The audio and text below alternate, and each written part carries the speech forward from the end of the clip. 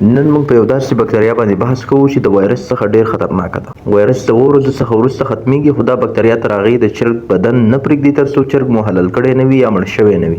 نن موږ خبرې کوو د پولټري په دنیا کې تر ټولو اوږد دورې لرونکي شدیدې ناروغۍ باندې، کوم چې کرونیک ریسپایریټري ډیزیز په نوم یادیږي یا هم د مایکوپلازما په نوم یادیږي. السلام علیکم، زما نوم دی ډاکټر حمید الله او تاسو ګورئ پولټري ویډ ډاکټر حمید الله. په نننۍ ویډیو کې د سټډي په اړه معلومات سره شریک کوم. د ټولو څخه اول ځان په دې پوهوو چې مایکوپلازما بکتریا وایي څه ته. بغیر د حجروي دیوال یو وړوکی بکتریا ده. په چرګانو کې 20 سپیشیس پیژندل شوي دي. 4 پکې ډیر خطرناک دي، کوم چې چرګان او فیلمرغان ورسره ډیر حساس دي. په دې کې په اول نمبر د مایکوپلازما ګالیسپټیکم کوم چې د سیارډي ناروغۍ منځته راوړي او دې ته انفیکشن ساینسایټس هم وایي. په دې درې نورو هم بحث کوو، خو لومړی په مایکوپلازما ګالیسپټیکم باندې بحث کوو. د ټولو څخه مخکې د دې بکتریا په انتقال باندې خبرې کوو. دوه ډوله انتقال لري، عمودي او افقي. اول عمودي انتقال، په دې انتقال کې د مور څخه بچي ته ناروغي انتقالیږي یا د هګۍ څخه بچي ته انتقالیږي. دوهم افقي یا هوریزنټل. مثال فارم کې یو چرګوړی په دې ناروغي مبتلا وي او بل چرګوړي ته انتقال شي، دې ته افقي انتقال وایي. یا هم د وسایلو څخه او یا هم د کارګرانو څخه انتقالیدلو ته وایي. په هوریزنټل انتقال کې چې تر ټولو تیزترین انتقال دی هغه د ایرسول یعنی هوا. یو فارم کبل فارم سره نږدې وي او ناروغي پکې وي، نو د هوا په واسطه د بل شیټ هم په ناروغي مبتلا کوي.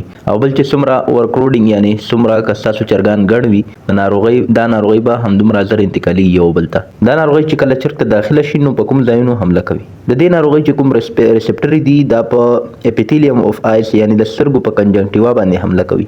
په نیزل پسیج یا نیزل کیویټي د ټراخیل په اپیتیلیوم باندې حمله کوي او په ساینوسس باندې د دې ریسپټري حمله کوي. دا ولې نه خوي د سیډي کدي وخت کې مونږ علاج ونه کړو نو دا ورو لور ریسپیریټری ټراکټ یعنی لاندې نی تنفسي اعضاء نسی، یعنی تنفسي برانشونو څخه تیریږي سګي او وایي کسوړي تر عملي لاندې نسی او بیا د دې څخه وروسته وینې ته داخليږي او سپټیسیمیا رامنځته کوي. او کله چې دا وینې ته داخلي شي نو د ټول څخه اول دا د ایکولای سره یوځای کیږي او ایکولای او سیډي چې کله یوځای شي نو د چرګوړو خانه ته خانه کوي. اوس راځو د دې نه خو او نه خانو ته. کچېرته په سترګو کې راشي نو د چرګوړو سترګې سرې کوي او د سترګو څخه اوبه راتلل شروع کیږي. کچېرته په پوزه حمله وکړي نو خلوازه رامنځته کوي او کلاندې لاړ شي نو ټوخی رامنځته کوي، پلګونه جوړوي، چرګ خوله خلاصوي، ساخلي، سر یې بړسیږي او غټه نښه دا ده چې چرګان شلیان ورکوي.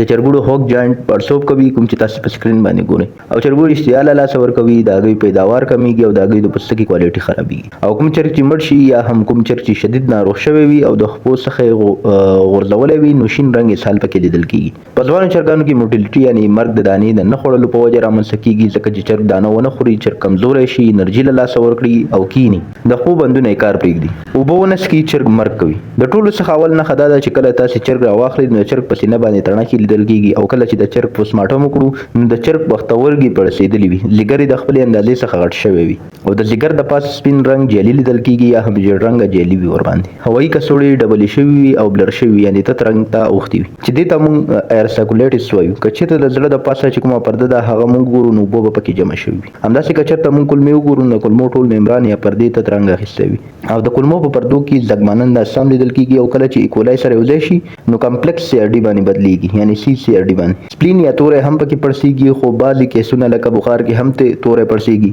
که چېرته موږ د سر پوستکی لرې کړو د چرګ نه د سترګو په شاوخوا کې زخمونه او داغونه لیدل کېږي. اوس راځو د علاج طرف ته. په علاج کې د مایکوپلازما ګالیسپټیکم یا سیارډي لپاره ډوکسیسایکلون ګروپ دی او ټیلمایکوسین او ټایلوزین.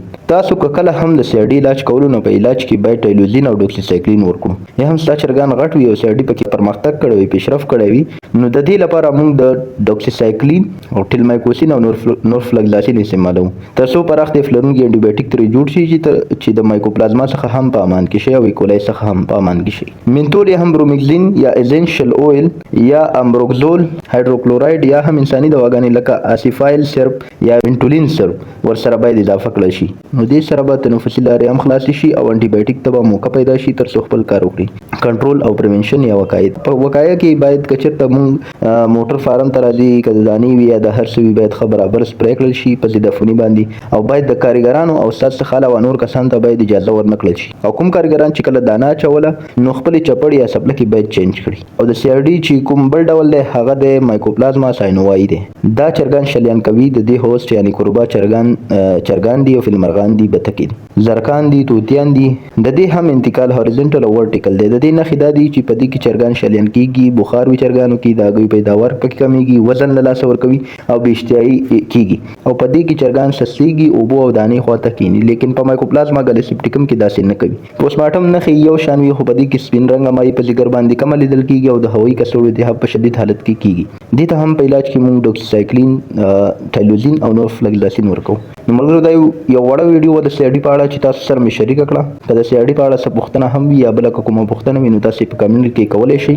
ملګرو که چینل به نه وي سبسکرایب کړی، چینل د سره سبسکرایب کړئ او بیل آیکن بټن لازمي کلیک کړئ تر څو زموږ هر نوې ویډیو تاسو پر خپل وخت ورسیږي. تر بلې ویډیو مو په خدای سپارم. والسلام.